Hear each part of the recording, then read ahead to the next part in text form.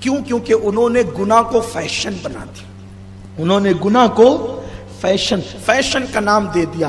جب تک ہم گناہ کو گناہ سمجھتے رہے میری قوم کے جوان کبھی گناہ کی طرف نہیں گئے. جب آپ نے گناہ کو فیشن کا نام دیا تو لوگ گناہ کی طرف جانے لگے. کوئی نہیں چاہتا کہ گناہ کرے, کوئی نہیں چاہتا کہ گناہ کرے. ہر بندہ گناہ سے نفرت کرتا ہے, ہر بندہ گناہ سے بچنا چاہتا ہے لیکن وہ بچ پاتا نہیں. گناہ سے بچنا چاہتا ہے لیکن گناہ سے بچ پاتا نہیں. تب گناہ سے بچے کیسے؟ پہلی بات تو یہ کہ گناہ کو گناہ سمجھو اور اس کا اتنا پرچار کرو اور اس پر اتنی شدت کرو کہ یہ گناہ ہے, گناہ ہے, گناہ ہے. جیسے مثال کے طور پہ پہلے لوگ گانا سنتے تھے تو چھپ کر سنتے تھے کیونکہ گانا سننا گناہ مانا جاتا تھا. اب لوگ گانا سنتے ہیں ناچتے ناچتے چلتے چلتے سنتے کانوں میں ایئر فون لگا کے. کیوں؟ کیونکہ اب اس کا نام فیشن. جس کے کان میں ایئر فون ہے یا وہ کیڑا بیٹھا ہوا ہے کان پر جس کو آپ بلوٹوتھ کہتے ہیں, اور شوق سے لوگ, مجھے تو کبھی اچانک نظر پڑے تو یوں لگتا ہے کہ کہیں کسی اس کے کان پہ کیڑا تو نہیں بٹھا لیا اس نے. لیکن بہرحال کوئی بری بات نہیں ہے, کوئی بری بات نہیں ہے, بات صرف تہذیب کی کر رہا ہوں. کانوں میں ایئر فون لگائے, وہ سمجھتا ہی نہیں کہ میں زمین کا انسان ہوں. ٹی شرٹ پہنا ہو, جینس پہنا ہو اور کان میں ایئر فون لگاؤ تو اس کو سمجھتا ہی نہیں ہے کہ میں زمین کا انسان ہوں. وہ سمجھتا ہے کہ شاید میں سدرہ سے اترا ہوں معاذ اللہ, یا عرش کی بلندیوں سے نازل. وہ اپنے آپ کو زمین کا سمجھتا ہی نہیں. اور اگر اس پر بائک کوئی قیمتی نیچے ہو تو اور بھی پھر اس کا جو ہے وہ وزن بڑھتا ہے اس پر. لیکن یاد رکھیں یہ ہماری غلطی ہے کہ ہم نے اس کو ہائی لائٹ کیا. ایک مفکر نے بہت اچھی بات بتائی, ذمہ دار ہم ہیں گناہوں کی. کیوں؟ اس لیے کہ جب بھی ہم نے کسی کو غریب اور مفلس بتانا چاہا تو داڑھی اور ٹوپی میں بتایا. ایک آسان سی بات, بہت دھیان دینا, میری مائیں اور بہنیں بھی ہوگی آپ. داڑھی کو بدنام پہلے مسلمان نے کیا. داڑھی والوں کو دہشت گرد, جب لفظ دہشت گرد کے نام سے بھی دنیا واقف نہیں تھی تب سے مسلمان داڑھی والوں کو دہشت گرد بتا رہے تھے لاشعوری طور پہ. وہ کیسے؟ دھیان دیں آپ. اپنا جب بھی کوئی بچہ گود میں ہو اور وہ روئے تو ہم بغیر داڑھی والے کو بتا کے نہیں کہتے کہ انکل ماریں گے. ہم دھیان دے رہے ہیں آپ میری بات پہ, اس پہ جتنا روک کم ہے. ہم بغیر داڑھی والے کو بتا کے نہیں کہتے کہ انکل ماریں گے, ہم داڑھی والے کو بتا کہتے ہیں اور بابا مارے گا تجھے, اور بابا اٹھا کے لے جائے گا تجھے. یعنی مسلمان اپنے بچے کو بچپن سے اس کے دماغ میں یہ فکر ڈال رہا ہے کہ جو پینٹ شرٹ اور داڑھی پہ ہوتا ہے وہ نہیں مارتا, جو کرتے پاجامے پر ٹوپی پہ داڑھی والا ہوتا ہے وہ مارتا ہے. تو اب یہ بچہ جس کے ذہن میں ایک فکر آئی, ماں نے ڈالا, باپ نے ڈالا, کسی اور نے نہیں, اور وہ بھی کس ماں باپ نے؟ مسلمان ماں نے, مسلمان باپ نے. اب وہ بچہ جب جوان ہوگا تو یہ فکر پرورش پائے گی کہ یہ داڑھی والا تو مارنے والا ہے, یہ داڑھی والا تو ڈرانے والا ہے, تو کیا وہ جوان ہو کر کے خاک داڑھی رکھے گا؟ حالات کس نے بد خراب کیے؟ دشمنوں کو دوش دینے والوں, ذمہ دار اسلامی تہذیب کا مذاق اڑوانے کے تم ہو, مسلمان ہے. ورنہ ایک وقت ہماری فکر کیا تھی, ہمارا کلچر کیا تھا, ہمارا معاشرہ کیا تھا. سلطان صلاح الدین ایوبی, اللہ ان کی قبر پہ رحمت و نور کی برسات فرمائے. قیامت تک کے دنیا فخر کرے گی صلاح الدین پر, صلاح الدین ایوب کے بیٹے صلاح الدین پر, غوث الاعظم دستگیر کے مرید صلاح الدین پر, فاتح بیت المقدس صلاح الدین پر. دنیا فخر کرے گی اس جوان پر. یہ جوان بیت المقدس کا فاتح ہوا, لوگ اس کو جانتے ہیں بہت اچھی طرح سے. یہ اپنے گھر کے آنگن میں گارڈن تھا، باغ، اپنے سب سے چھوٹے بیٹے کے ساتھ کھیل رہے تھے صلاح الدین ایوبی، کھیل رہے تھے۔ ہمارے کھیل کود کی ممانعت نہیں ہے، اسلام جتنی انجوائے کی اجازت دیتا ہے دنیا کا کوئی مذہب انجوائے کی اجازت اتنی نہیں دیتا۔ اصل میں اسلام کے ساتھ کیا حادثہ ہوا پتہ ہے؟ ایک اسلام بیزار لوگ جنہوں نے حد سے زیادہ آزادی چاہی اور وہ اسلام سے دور ہو گئے، اور ایک ہے سو کارڈ متقی لوگ، سمجھے آپ، اوور متقی، مصنوعی متقی، دکھاوے کے متقی۔ انہوں نے اسلام کو اتنا مشکل کیا کہ جو آزادی چاہتے تھے اپنی مرضی کی، وہ تم آزاد ہو گئے مرضی سے، اور جو تنگ کرنا چاہتے تھے اپنی مرضی سے انہوں نے تنگ کر دیا، یہاں تک کہ مسکرانے پہ بھی پابندی لگا دی، اور گردن کو جھکا کر منہ پھلا کر کے اور آنکھیں پسار کر کے بیٹھنا، اسی کو انہوں نے تقوی سمجھا۔ یہ کوئی تقوی نہیں ہے، دقیانوسیت ہے۔ تقوی گردن میں نہیں ہے، تقوی تسبیح میں نہیں ہے، تقوی لمبی داڑھیوں میں نہیں ہے، صرف التقوی ہاں ہونا، تقوی یہاں ہے۔ اگر دل میں خدا کی خشیت ہے اور تیرا چہرہ ہمیشہ مسکراتا ہے تو تو متقی ہے، اس لیے کہ حضور سے زیادہ مسکرانے والا روئے زمین پر کسی کو نہیں دیکھا گیا۔ مسکرانا تقوی کے خلاف نہیں، کھیلنا بھی تقوی کے خلاف نہیں۔ کوئی کھیل جس کی اسلام اجازت دیتا ہو تقوی کے خلاف نہیں ہے۔ ایک مرتبہ مسلمانوں کے بچے کھیل رہے تھے، کچھ نئے مسلم آئے، کہنے لگے یا رسول اللہ ہمارے بچے کھیل رہے ہیں۔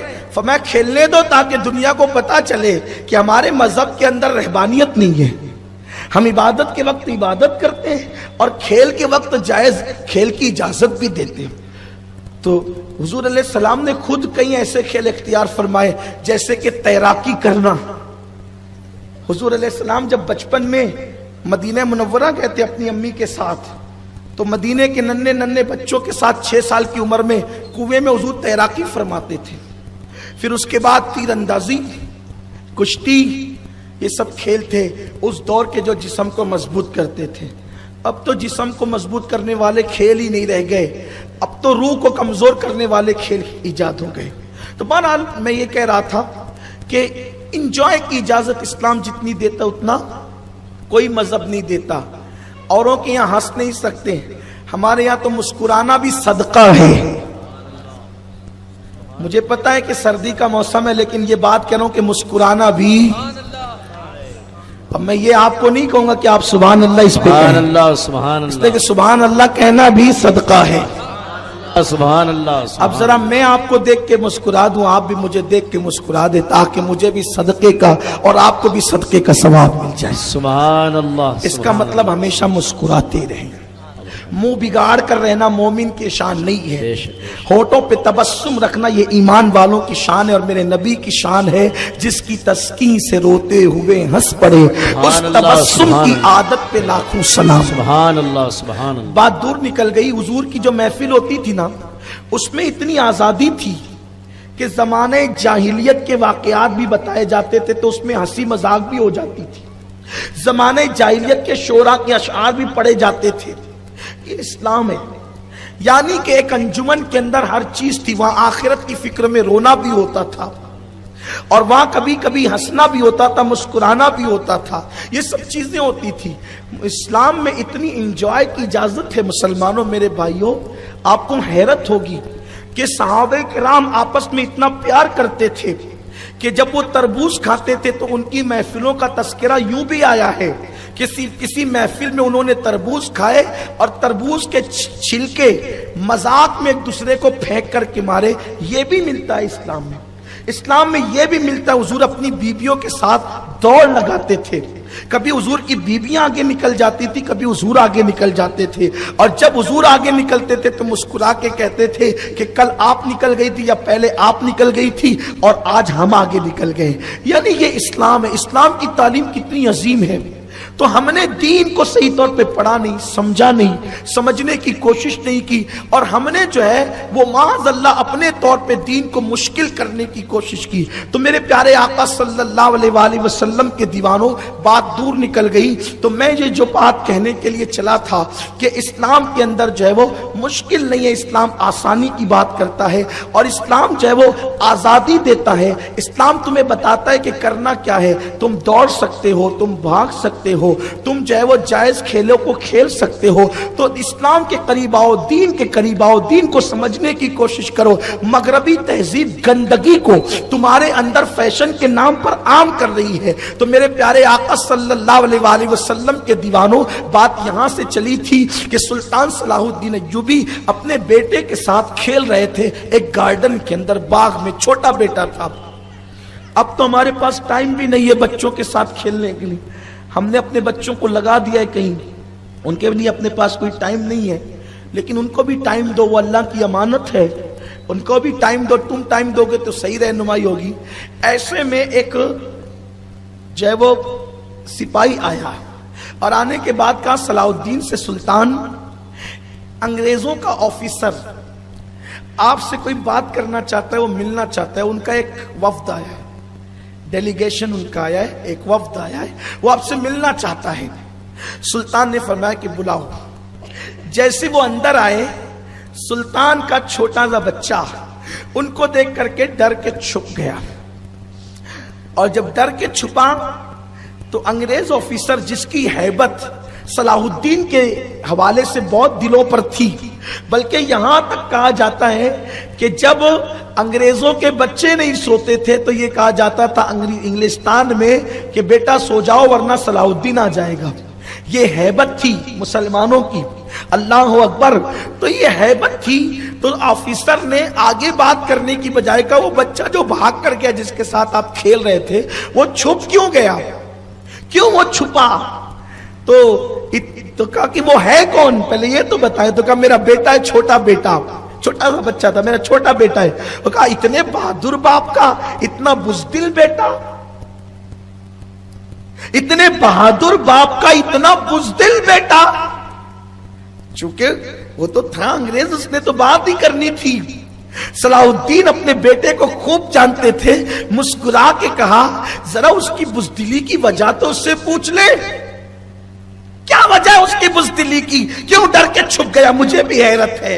اس بچے کو لایا گیا، کہا بیٹے تم کیوں ان کو دیکھ کر چھپ گئے؟ تو اس بچے نے کہا ان سے مجھے ڈر لگا کہ ہمارے یہاں کے مرد سارے داڑھی والے ہوتے ہیں، یہ بغیر داڑھی کی کون سی مخلوق آ گئی، تو میں ان کی بغیر داڑھی سے ڈر گیا۔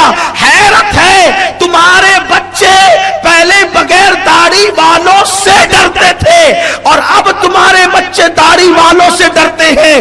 فرق کیا ہے؟ وہ جب پیدا ہوتے تھے دادا کو داڑھی پہ دیکھتے تھے، باپ کو داڑھی پہ دیکھتے تھے، چچا کو داڑھی پہ دیکھتے تھے، پپا کو داڑھی پہ دیکھتے تھے، سب کو داڑھی پہ دیکھتے تھے۔ تو بچپنے سے مائنڈ بنتا تھا کہ جو مرد ہوتے ہیں وہ داڑھی والے ہوتے ہیں، اس لیے وہ بغیر داڑھی والے سے نہیں ڈرتے تھے۔ اب چچا بغیر داڑھی کا، باپ بغیر داڑھی کا، بھائی اور جو وہ گھر کا خاندان کے سارے مرد بغیر داڑھی کے، ہوگا کیا؟ اب وہ داڑھی والوں کو دیکھ کر اجنبی سمجھتے ہیں، بگاڑ ہم نے پیدا۔ مولوی کو کیا، وہ بیچارہ کیا اصلاح کرے گا؟ آپ کی اصلاح نے آپ نے کرنا ہے۔ یہ تو چیختے رہیں گے، بولتے رہیں گے، بولتے آواز بٹھا لیں گے، کبھی مر جائیں گے، لیکن آپ اگر نہیں تبدیل ہوں گے تو کیا ہوگا؟ لیکن اب بات دور نکل گئی، جو اصل عنوان تھا تمہید میں پورا وقت چلا گیا کہ انسان اگر گناہ کو گناہ سمجھے، پہلی بات تو یہ کہ ہم پرچار کریں کہ یہ گناہ ہے، داڑھی مڈانا گناہ ہے، شراب پینا گناہ ہے، عورتوں پہ بد نظری کرنا گناہ ہے، اسلامی تہذیب کے خلاف کام کرنا گناہ ہے۔ جب لوگوں کو پتہ چلے گا کہ یہ گناہ ہے تو لوگ اس کو کرنے میں ڈریں گے، یا کم سے کم احساس ہوگا کہ وہ گناہ کرنا نہیں چاہے گا، وہ گناہ نہیں کرنا چاہے گا۔ تو اب آدمی اگر گناہ کرنا نہیں چاہے، گناہ سے بچنا چاہتا ہے لیکن بچ نہیں پاتا، تو اب وہ کرے کیا کہ وہ گناہ سے بچے. بس اصل و عنوان آج کا یہی. اتنے سارے گناہ ہیں تو اس کے اتنے سارے علاج بھی تو ہوں گے بچنے کے لیے. سارے علاج تو ہم کر نہیں سکتے. ایک ہی علاج ہر گناہ کا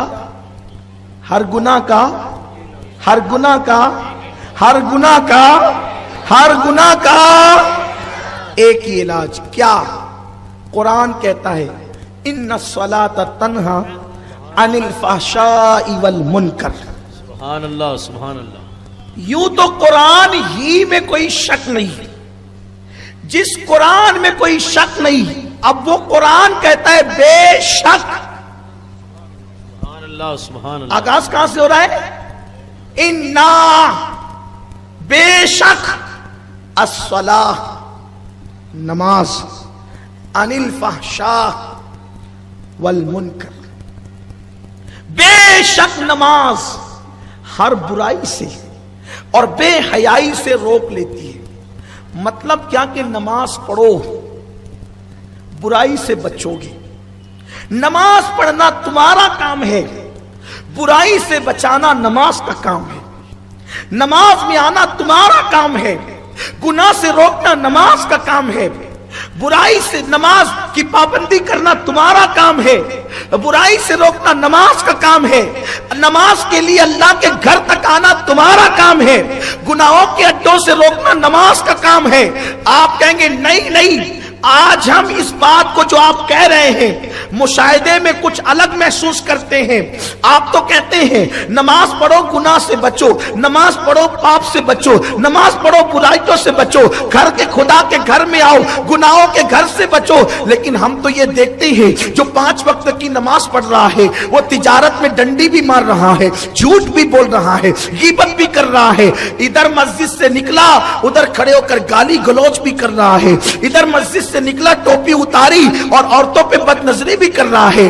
آپ تو سید صاحب کہہ رہے تھے کہ نماز برائیوں سے روک لیتی ہے، لیکن یہ اتنے سارے نمازی ہم دیکھتے ہیں مسجد کی طرف دوڑ کے جاتے ہیں، لیکن ان کو دیکھو تو الیکشن میں رشوت بھی لیتے ہیں. ہم نماز کے ان کے اندر جاتے دیکھتے ہیں وہ تو بیت المال کا مال بھی کھاتے. مقتدی ہی نہیں، اب تو اماموں کا بھی حال خطرناک ہو گیا ہے. اگر بات کریں تو کس کی کرے یار کہ وہاں تو بیت المال کا لوگ مال کھا جائیں، عوام کا مال کھا جائے، خواص کا مال کھا جائے. کیا ہو رہا ہے؟ کیا یہ لوگ نمازی نہیں ہے؟ ارے یہ تو ایسے نمازی ہے کہ یہ صرف پڑھنے والے نہیں پڑھانے والے ہیں. مولانا صاحب آپ کیسی بات کرتے ہیں؟ میں کہتا ہوں میں قرآن کو جانتا ہوں، میں تمہارے کردار کو نہیں جانتا، لیکن اتنا ضرور جانتا ہوں حدیث نے ہمیں کہیں یتیم نہیں رکھا. میرے نبی نے فرمایا نماز 2 طرح کی ہوتی ہے. ایک نماز وہ ہوتی ہے جو گناہوں سے روک لیتی ہے، جو نماز گناہ سے روک لے وہ خدا کے قریب کر دیتی ہے، اور جو نماز گناہ سے نہیں روکے